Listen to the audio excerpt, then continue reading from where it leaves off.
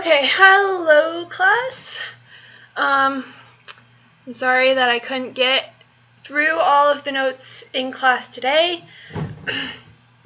There's just a lot that you can do with quadratic equations, which makes them so cool, and well, I think they're cool.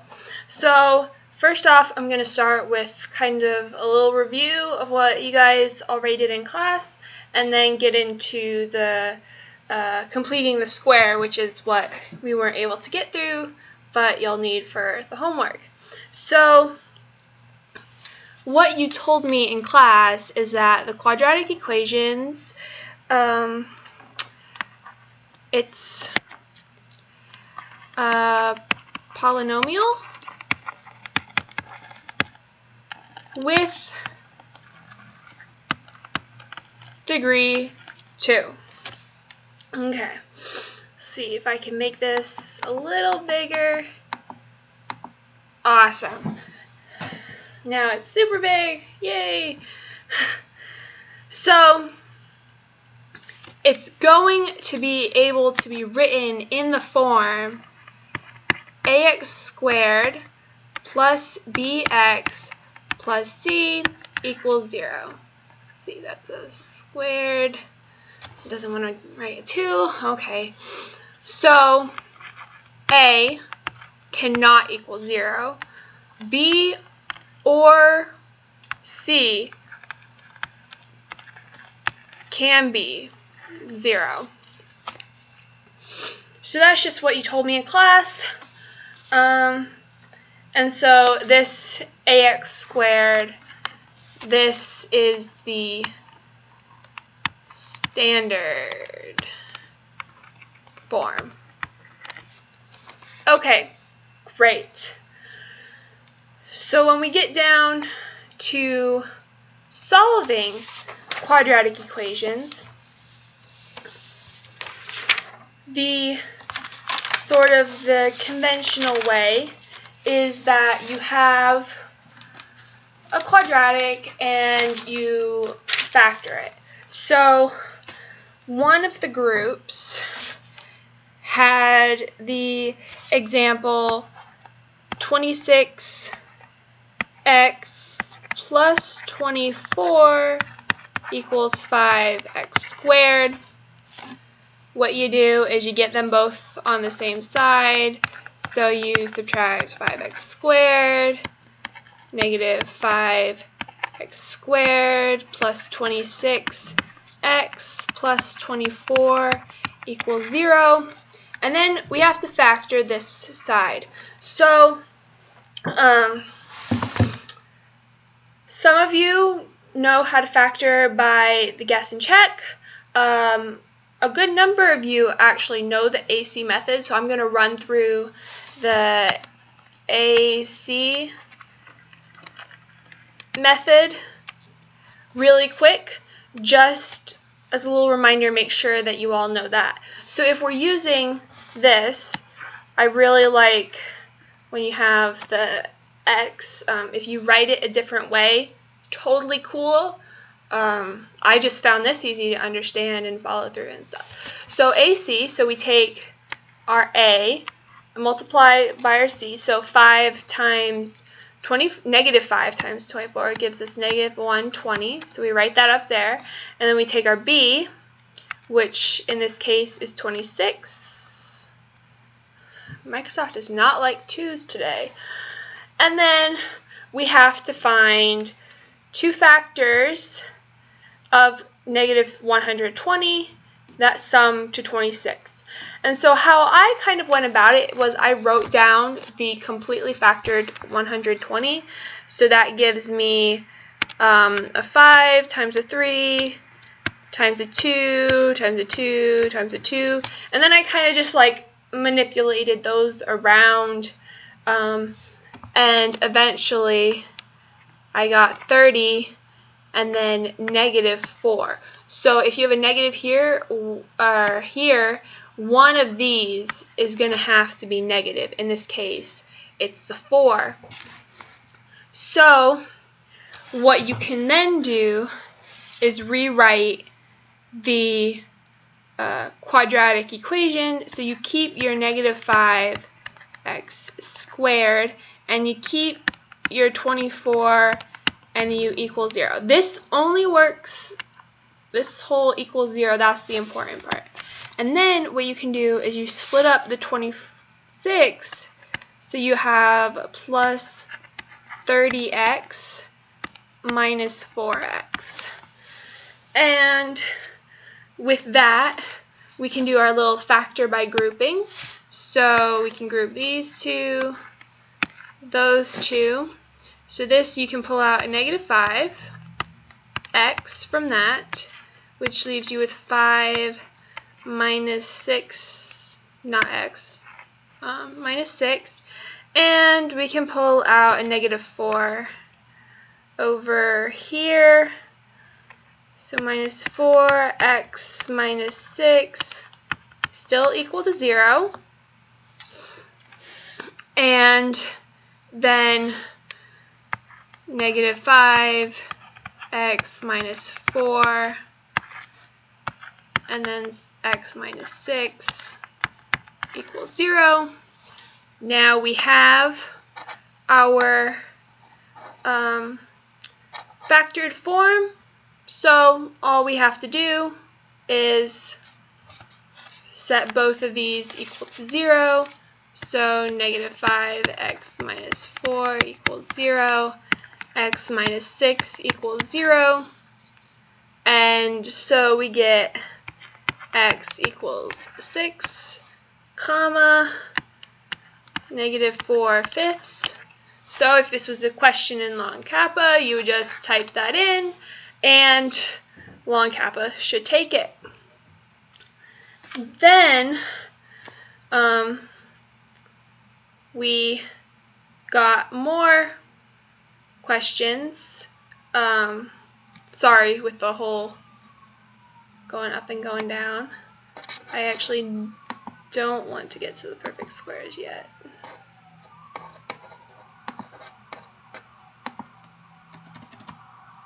So let's just send that way down.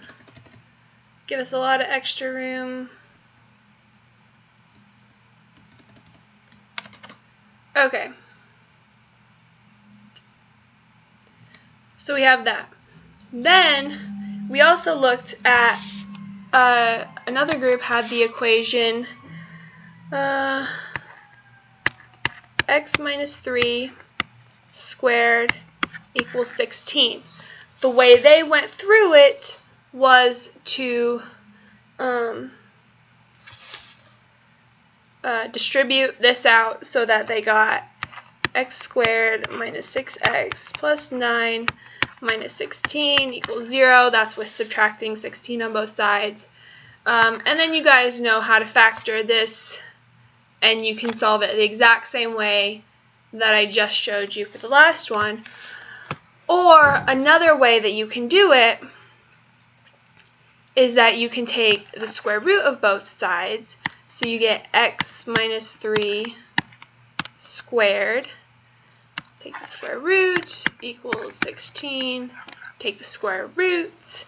And this is where you have to pay attention, because you have to have the plus or minus.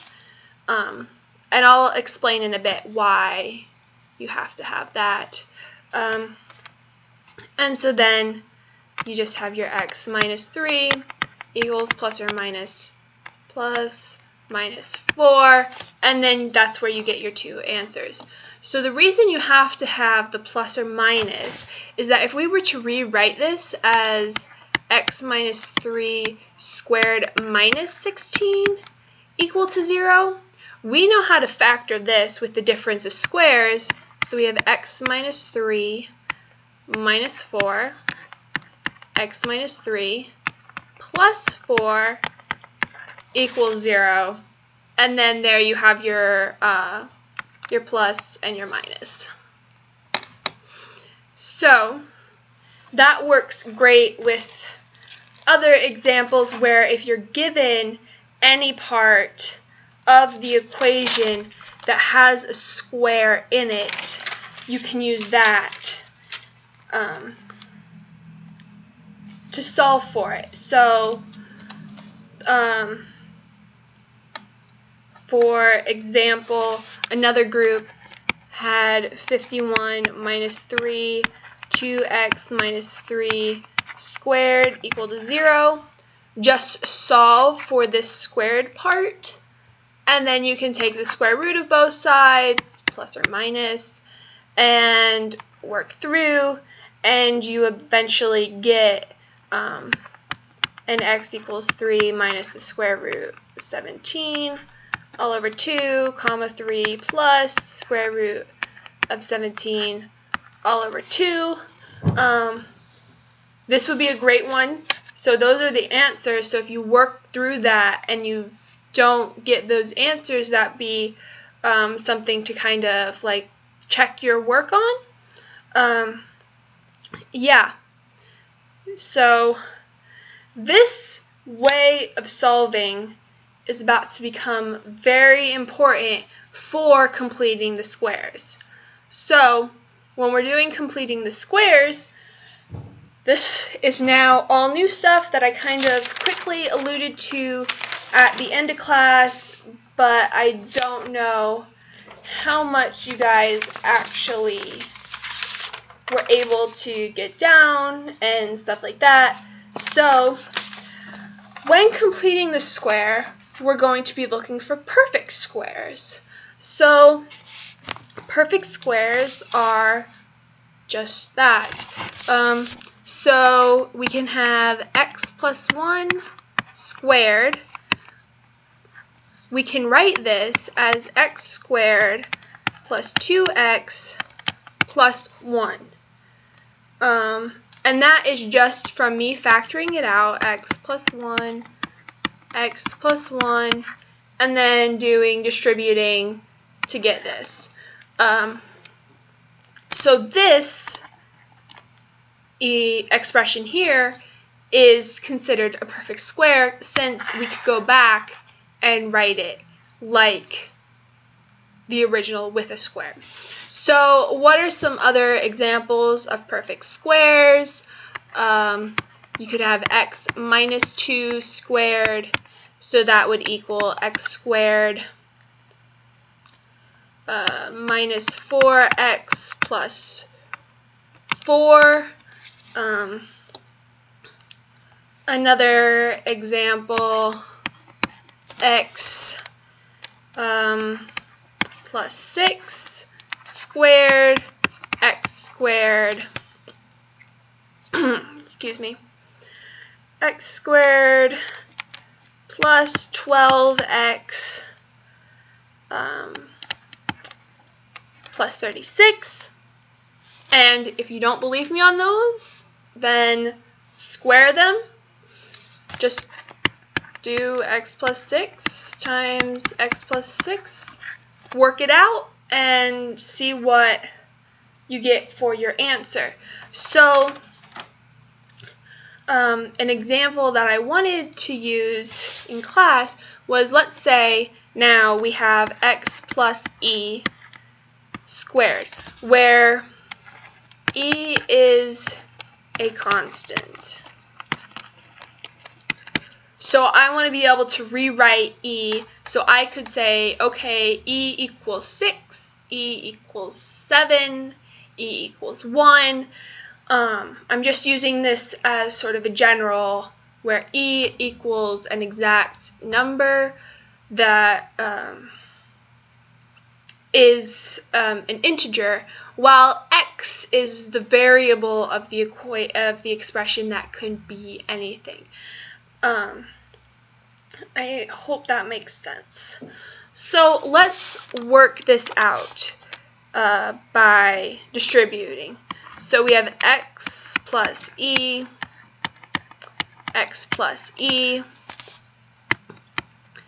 and so we distribute, so we get our x squared, then we get plus xe,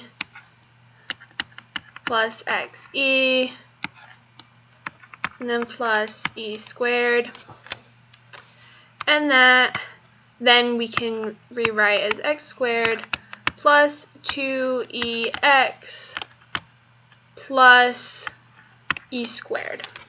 Okay? And that's just the general formula. So let's say e equals to 3. We can just go in. So x plus 3 squared equals x squared plus 2 times 3x plus 3 squared equals x squared plus 6x plus 9. And I encourage you to work that out with some others. The Notes on Long Kappa has a whole chart of perfect squares. They're just nice expressions that can be useful, particularly in what we're about to do. Now, things to note: the coefficient a is equal to 1. In all of these, you're going to want to get a equal to 1. That way, you can just write it as an x plus e. This also works if, say, this was a -3. Then we just have -3 there, -3, and this just changes to negative. But this part is still positive here. The 9 is still positive. Since you're squaring negative, you always end up in positive territory. So if we were to write this as a more general term, so let's say we have ax squared plus bx plus c equal to 0. And I'm going to say this is a perfect square. Then we know a equals 1. That is true. Always. Especially, at least for what we're doing, this is always true. And then, so what is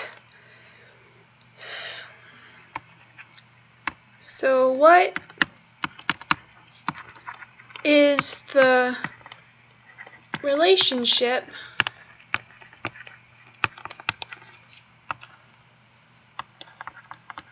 between B and C if we're given a perfect square? I would like to say I'd give you a couple seconds to think about it, but I know you're just going to sit in silence and wait until I tell you, since I can't really, I have to tell you basically. Well, if we look back up here, we know that going from a perfect square, we get 2e and then e squared. So, say we're given b, c then has to equal b over 2 squared. So b is like 2e and c is e squared. Then b divided by 2 gives you e squared gives you c. I hope that makes sense. Yeah. So now let's put that into practice. So if I gave you x plus x squared plus 10x plus blank is a perfect square, what do you need to add there to make it a perfect square? Let's add it equals 0, just so we can start working with how to do that. So, first thing you're going to do, okay, So we know 10 over 2 is going to give us e. And then e squared equals c. So 5 squared equals c. So we're going to add 25 in here. Because we added 25 here, we have to add 25 over on this side. And then we can take that and write it as x plus 5 squared equals 25.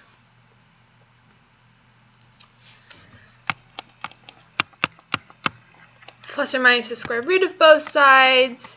X plus 5 equals plus or minus 5. So we have x plus 5 equal to 5, then x equals 0, or x plus 5 equals to negative 5, so x equals negative 10.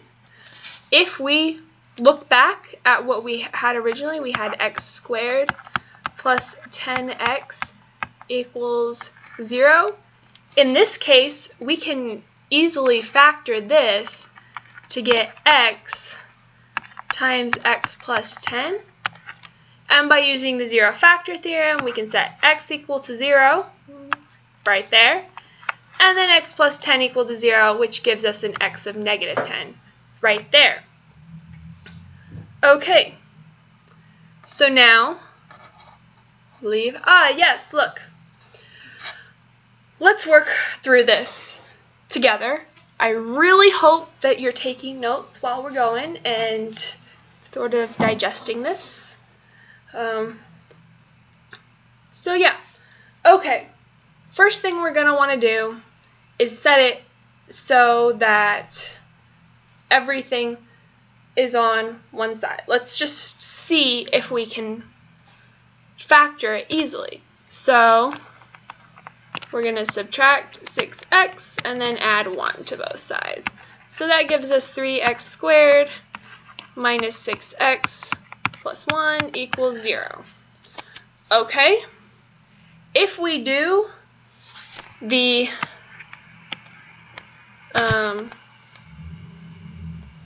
AC method, so we get 3 up here and then negative 6 down there. Well, the only factors of 3 are 3 and 1. No combination, that would give us either 4 or negative 4, which is not 6, which means that either there's no solution, or we are going to have irrational numbers, so there's going to be a radical in our answer. Yeah, so let's complete the square. First thing you're going to want to do is divide by 3. At this point, I would ask you why I'm dividing by 3. So kind of think about it for a second.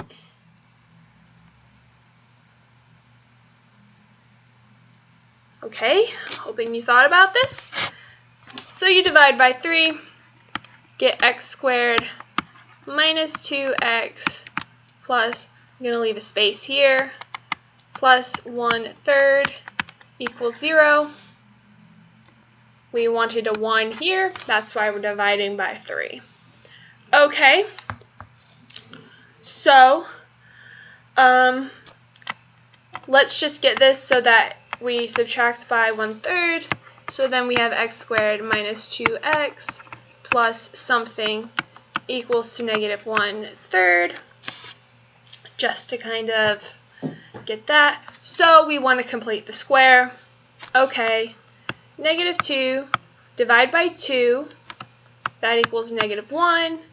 Negative 1 squared is equal to 1, so that's what we're adding. And since we added 1 on this side, got to add 1 on that side. And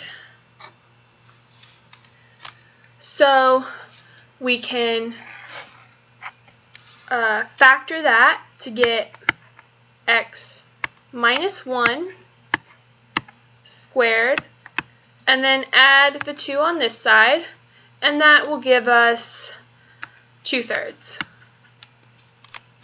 1 minus 1/3 is 2/3. Yeah.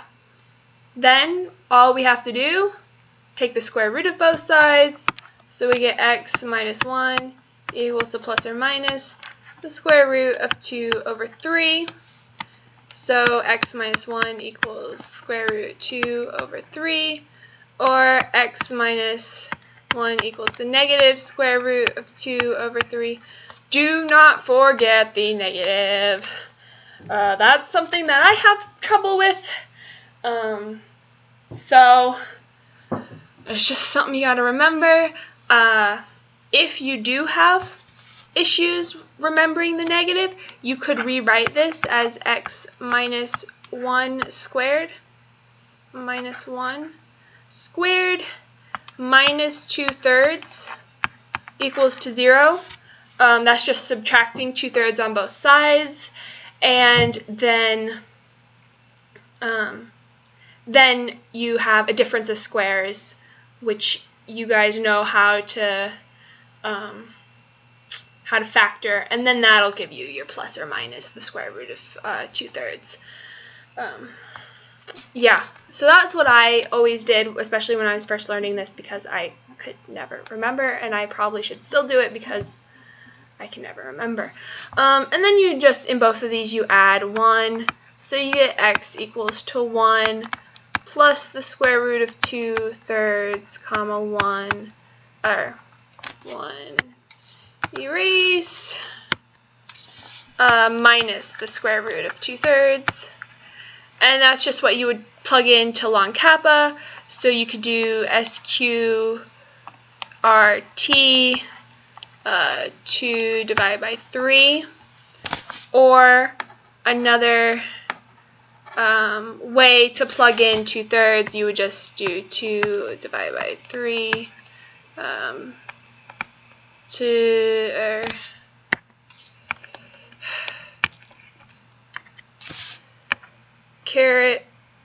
caret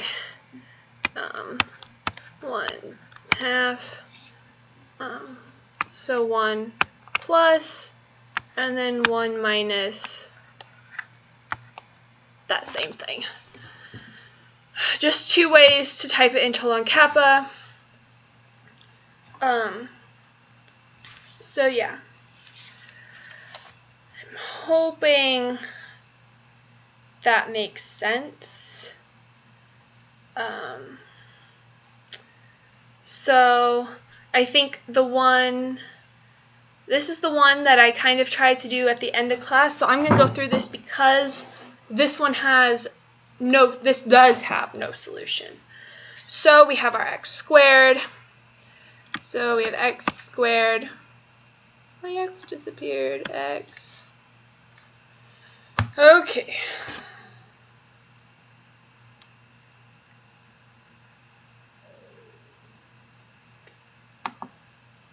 Okay, let's try this. X squared.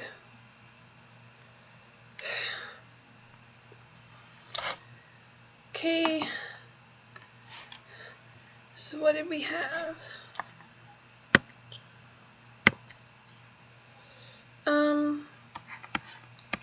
So we have x squared plus 4x plus 13 equals 0. Okay, so x squared plus 4x plus something equals negative 13 plus something.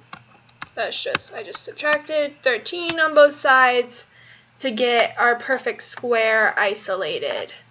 I always do this little space just because that reminds me that I have to add something on both sides, and it's a nice placeholder, so if you want to do that, I totally recommend it. If you don't, it's really up to you. Okay, so let's complete the square. we get, so 4 over 2 squared, that is 4. So we add 4 to both sides, since 4 divided by 2 is 2, 2 squared, 4. So we get x plus 2 squared equals -9. Okay. Here is where you can see there's no solution. So if you get a square on this side and a negative on this side, no matter what, x squared, or let's do a squared. No, I keep coming up with variables that we have something else for. Okay, heart squared. We know this is going to be greater than or equal to 0, provided heart is in the real numbers. If we start getting to complex numbers, all bets are off, but this class doesn't have complex or imaginary numbers, so you're good. So since this over here, we could call this here heart, and this is less than 0, so that doesn't fly, breaks down. Let's see, you got your nice red flag flying in the wind, and you say nope, just like dividing by 0, it doesn't work, so we can't take, since this is not true in real numbers, then you type in no solution into long kappa, and you're good to go. So that is all I have for completing the square. Just a couple last minute reminders. Make sure your a is equal to 1, and then you can just go with it. Nice thing about this is now you can replay this video as many times as you want, though it's not required by any means, and hopefully that just helps with the homework. We'll be doing more quadratic stuff on Friday, so